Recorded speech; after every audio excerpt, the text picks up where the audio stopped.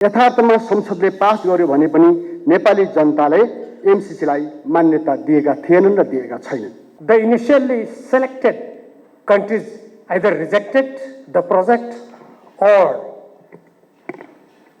there was big controversy in their own countries. विश्वकै महाशक्ति भन्ने देशले आफ्नो सुरक्षा र स्वार्थका लागि भनेर नेपालसम्म पुग्ने सोचिरहँदा आफ्नै धरतीमा उभिएर देशको स्वाधीनता र सार्वभौमिकताबारे संवेदनशील बनिरहेका नेपाली नागरिकहरूको भावनालाई बुझ्न, सम्मान गर्न र स्वीकार गर्न सक्छ अमेरिका? एमसीसी बारे नेपाली नागरिकमा त्यति बेला बढी चासो बढ्यो जब यो परियोजना अमेरिकी सैन्य रणनीतिको एक भाग हो भन्ने सूचना सार्वजनिक भयो। विकासको लागि ठूलो रकम अमेरिकाले उपलब्ध गराउँदैछ भन्ने उत्साह एकाएक त्रास र आक्रोशमा बदलियो, किनकि नेपाली जनतालाई विकास र रकमको खाँचो भए पनि आफ्नो देशको स्वाधीनता, सार्वभौमिकता, स्वतन्त्रताप्रति धेरै संवेदनशील छन्। नेपालमा एमसीसी बारे बहस सुरु भएपछि राजनीतिक मञ्च निकै तात्यो। वाद विवाद सडकबाट संसद र सरकारमा समेत पुग्यो। नेपालका सबै राजनीतिक पार्टीहरूभित्र मत विभाजन भए। सायद इतिहासमा पहिलो पटक नेपाली समाज राष्ट्रियताको मुद्दामा यति धेरै विभाजित भयो। बहसका बीचमा धेरै अमेरिकी मन्त्री, अधिकृत र कर्मचारीहरूले धेरै ठाउँमा बोल्नु पर्यो, तर उनीहरूका धारणाहरू फरक फरक र निकै विवादास्पद रहे। दक्षिण एसिया हेर्ने सहायक मन्त्री डेभिड जे रान्जले नेपाल भ्रमणको बेला सन् 2014 मै एमसीसी आइपीएसको अङ्ग भएको बताए। सन् 2019 मा जनवरी 11 मा आइपीएसका सैन्य कमान्डर एडमिरल डेभिडसनले नेपाल भ्रमण गर्दै सैन्य क्षेत्रमा रणनीतिक साझेदारीको विचार राखे। सन् 2019 फेब्रुअरी 10 मा अमेरिकी सहायक विदेश मन्त्री अलिसे वेल्सले भियतनाममा पुगेको बेला एमसीसी आइपीएसकै अङ्ग भएको सूचना दिए। जिम्मेदार अमेरिकी मन्त्री र कमान्डरहरूका यी भनाइले नेपालीलाई निकै तरङ्गित र आक्रोशित पार्यो, परन्तु नेपाल स्थित अमेरिकी दूतावास र एमसीसीका कर्मचारीहरूले बेला बेला स्पष्ट गर्नुपर्दा यो परियोजना सैन्य रणनीतिभित्र छैन र होइन भनेर गरे। नेपाल सरकार र एमसीसी बीच सन् 2017 मै यो सम्झौता भए पनि जब सन् 2019 मा अमेरिकाले यो परियोजनालाई लागू गर्न नेपालको संसदले पास गर्नुपर्छ भन्ने धारणा राख्यो र संसदलाई पास गर्न दबाब दियो। जस्तो कि अमेरिकी सहायक विदेश मन्त्री डोनाल्ड लूले एकपटक नेपाल आएर संसदका ठूला दलहरूलाई भेटेर दबाब दिए भने अर्कोपल्ट अमेरिकाबाटै फोन गरेर दबाब दिए। त्यसैगरी एमसीसीका उपाध्यक्ष फतिमा सुमारले पटक पटक नेपाल आएर संसदमा रहेका दलका नेताहरूलाई दबाब दिए। तब परियोजनाको विवादले उग्र रूप लियो। सन् 2019 देखि नेपालका सडकहरू सङ्घर्षले भरिए। तर नेपालको संसद र सरकार अमेरिकी नव उपनिवेशवादी दबाब सामु टिक्न सकेन र 2022 फेब्रुअरी 27 मा संसदबाट अनुमोदन गर्न पुग्यो। स्मरणीय कुरा के छ भने भित्र संसदमा बहस हुँदै गर्दा बाहिर बानेश्वर क्षेत्र भिडन्त स्थल बनेको थियो। नेकपा सहितका शक्तिहरूले यो मोर्चाको नेतृत्व गरेका थिए। सङ्घर्ष पार्टीका प्रवक्ता कम्युनिस्ट समिति सदस्य प्रकाण्ड सयौं नेता कार्यकर्ता, सयौं गिरफ्तारी र दर्जनौं मुद्दा खेप्नु परेको थियो। एमसीसीका पक्षमा मतदान गर्ने क्रममा संसदभित्र देखिएको आत्मसमर्पणवादी पूर्व परिदृश्य जनताका लागि निकै पीडादायी थियो। यथार्थमा संसदले पास गर्यो भने पनि नेपाली जनताले एमसीसीलाई मान्यता दिएका थिएनन् र दिएका छैनन्। वास्तवमा एमसीसी जो नेपालको संविधान कानुनभित्र छैन, यसबारे नीतिगत एवं कानुनी समस्या मात्र छैनन्, यसका व्यावहारिक पक्षहरू पनि निकै विवादित एवं समस्यामूलक छन्। यसको आर्थिक पारदर्शितामा नागरिकहरूको गम्भीर आशंका छ। यहाँका कर्मचारीहरूले उपभोग गर्ने गाडी, तलब, दैनिक खर्च नेपालीका लागि आश्चर्यजनक रूपले बढी छन्। एमसीसीले खरिद गरेका भनेका जमिनबारे स्थानीय जनताका विरोध र गुनासाहरू छन्। जग्गाको उचित मूल्य नपाएका र जबरजस्त अधिग्रहण गरेका सूचनाहरू छन्। यी सारा जटिलतालाई हेर्दा एमसीसी कार्यान्वयन हुन निकै कठिन छ।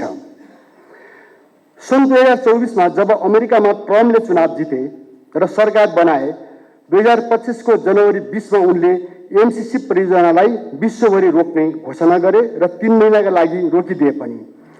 एमसीसीकै हकमा ट्रम्पको यो निर्णयलाई नेपाली जनता, देशभक्त शक्ति र हाम्रा पार्टी लगायतले स्वागत गर्यौं। कम्तीमा अमेरिकासँगको मैत्रीपूर्ण कूटनीतिक सम्बन्ध नभत्किएर अगाडि बढ्ने भयो भन्ने पर्यो। विडम्बना सन् 2025 जुलाई 28 अमेरिकी ट्रम्प प्रशासनले थोरै देशमध्ये नेपालमा पनि एमसीसीलाई निरन्तरता दिने निर्णय गर्यो। लगत्तै नेपालमा एमसीसी मार्फत निर्माण गतिविधिहरू सुरु भए। यसले नेपालमा पहिलेभन्दा बढी तरङ्ग पैदा गरेको छ। विरोध पनि तीव्र रूपमा सुरु भएका छन्।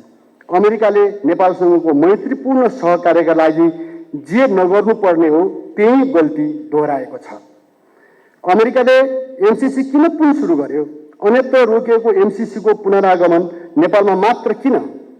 यसले नेपाललाई त गम्भीर बनाएकै छ, सम्भवतः छिमेकीहरूलाई पनि चकित पारेको होला। हाम्रो विचारमा यो शताब्दीमा अमेरिकी सुरक्षा चासो पृथ्वीको पूर्वतिर फर्किएको छ। डाइनासोर र हात्ती दुवैप्रति उसको त्रास र चिन्ता छ। हुन पनि पुँजी, जनशक्ति, प्रवृत्ति, गति सबै दृष्टि संसार यतातिर केन्द्रित हुँदैछ। कम्युनिस्ट चीनको समृद्धि मात्र होइन, भारतको विकास पनि अमेरिकी सुरक्षा चुनौती लागेको हुन सक्छ। नेपालको सौभाग्य या जे भनौँ, सानो तर सुन्दर देश यी दुई भविष्य बोकेका छिमेकीको बीचमा छ। यो पनि भन्नै पर्छ, यो हिमाली देशमा कम्युनिस्ट विचारको प्रभाव र समाजवादको चाहना अतुलनीय छ। सायद नियन्त्रित प्रतिस्पर्धा भन्दा बढी नरुचाउने अमेरिकालाई यी सारा विषय खलेका छन्। एमसीसी र अमेरिकासँगको सम्बन्धबारे हाम्रो स्पष्ट धारणा छ कि नेपालमा सहयोगको नाममा लादेको एमसीसी परियोजना देशलाई आफ्नो कब्जामा राख्ने साम्राज्यवादी परियोजना हो। यो सहयोग र डलरको खोल ओढेर सैन्य मोर्चा खडा गर्ने उद्देश्यमा आधारित छ। अमेरिकाले नेपालसँगको सम्बन्ध उसकै शब्दमा 76 वर्षदेखिको मित्रवत राख्न चाहन्छ भने अमेरिकी सुरक्षा नीतिसँग नेपाललाई बलजफ्ती र अनावश्यक रूपले तान्ने र जोड्ने कार्य बन्द गर्नुपर्दछ। नेपाली जनताले सहर्ष स्वीकार गर्ने सहकार्यभन्दा अरू गतिविधि रोक्नुपर्छ। ठोस रूपमा भन्दा यति बेला अमेरिकाले एमसीसी परियोजनालाई रोक्नुपर्छ या नेपालको संविधान कानुनभित्र राखेर नेपाल सरकारकै नेतृत्वमा काम गर्न तयार हुनुपर्छ। अन्यथा यसले दुई देशको सम्बन्धमा दीर्घकालिक ढङ्गले नै नकारात्मक परिणाम निम्त्याउनेछ।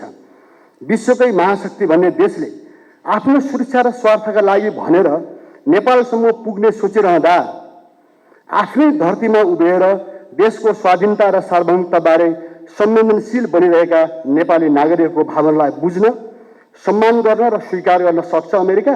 The initially selected countries either rejected the project or there was big controversy in their own countries. Despite all these controversies and debates, the government of the United States persuaded to move on gradually, as stated by the President of the United States 23 years back. It was made an integral part of US broad security strategy. As I stated, the President of the United States had clearly stated while opening the MCA, the MCC schemes was the part of broad US security interest to safeguard the influence of the United States all over the globe. Later on, it was extended in the Pacific region. In the course of time, the government of the United States developed further the MCC projects as a broad security strategy to promote, accelerate the US influence, both from the point of militarization or to hold, to develop the US influence all over the world. In the course of time, when the United States emphasized on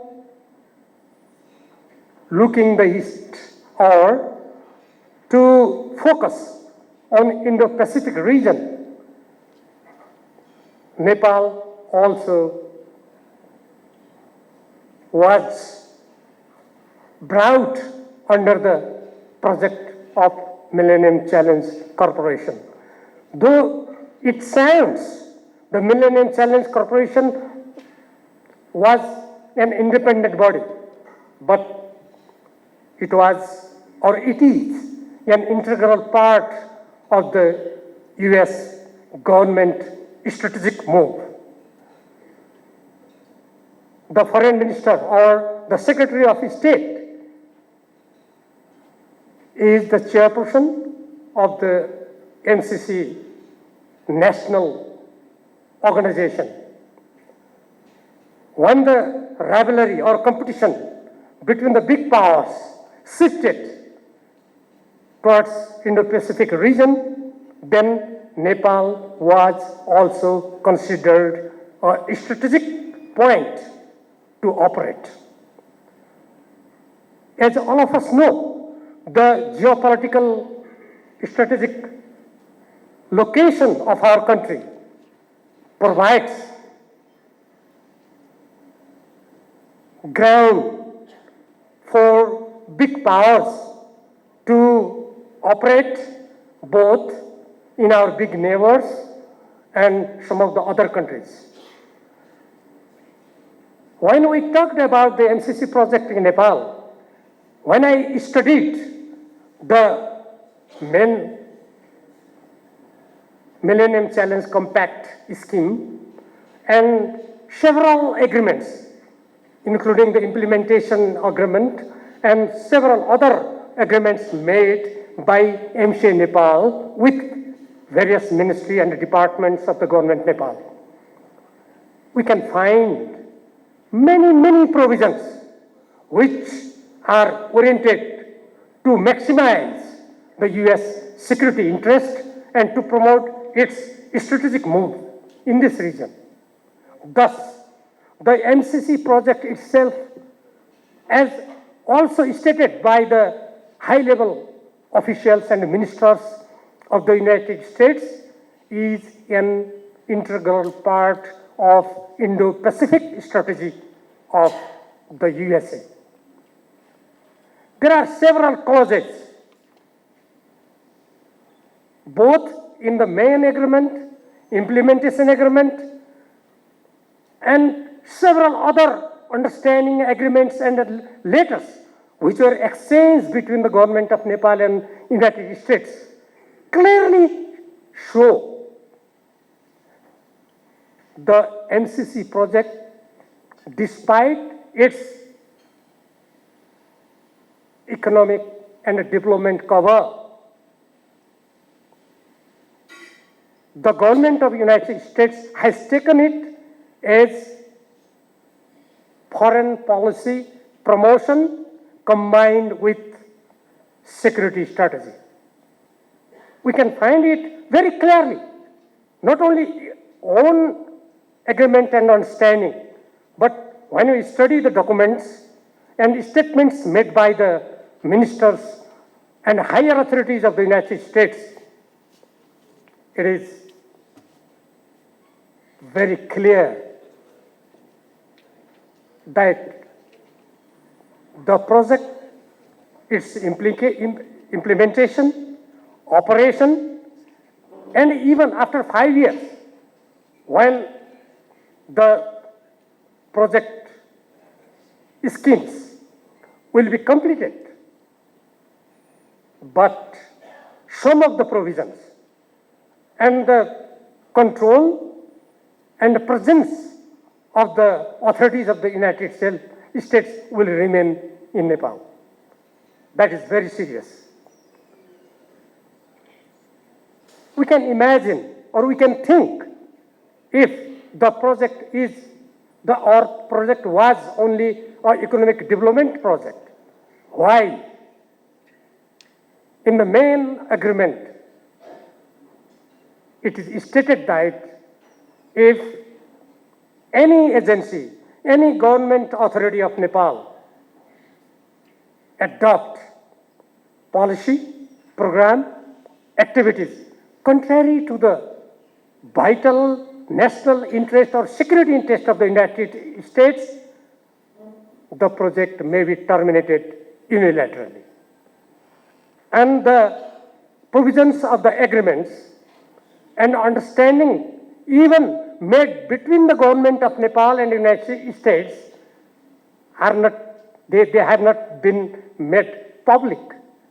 I think many people even do not know what is written in dozens of understandings and agreements.